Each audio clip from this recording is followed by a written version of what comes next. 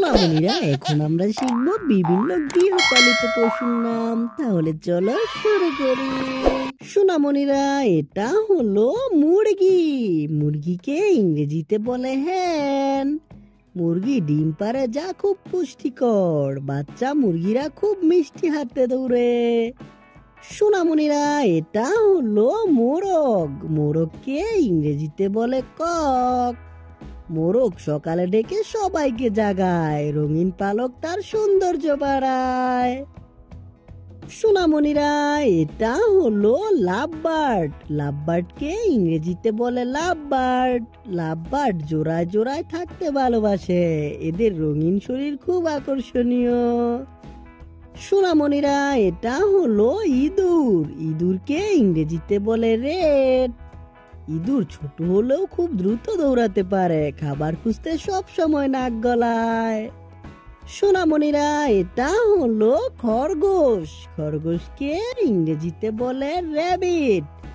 খরগোশ খুব দ্রুত লাফাতে পারে। লম্বা কান আর নরম লোম বাচ্চাদের প্রিয়। সোনামণিরা, এটা হলো বানর। বানরকে ইংরেজিতে বলে মানকি। বানর গাছে চড়তে খুবই দক্ষ। এরা খুব দুষ্টামি আর খেলাধুলা পছন্দ করে। সোনামণিরা, এটা হলো লামা। লামাকে ইংরেজিতে বলে লামা। লামা খুব নরম লোমের জন্য পরিচিত। ঠান্ডা পাহাড়ি জায়গায় বেশি থাকে। সোনামণিরা, এটা হলো কচ্ছপ। কচ্ছপকে ইংরেজিতে বলে টার্টেল। কচ্ছপ ধীরে হাঁটে, কিন্তু অনেক দিন বাঁচে। নিজের খোলসেই লুকিয়ে নিরাপদে থাকে। সোনামণিরা, এটা হলো উট। উটকে ইংরেজিতে বলে ক্যামেল। উট মরুভূমির জাহাজ নামে পরিচিত। অনেকক্ষণ পানি ছাড়াই থাকতে পারে।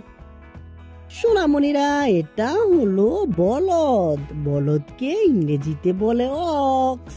বলদ মাঠে চাষ করতে সাহায্য করে। সে খুব শান্ত ও পরিশ্রমী প্রাণী।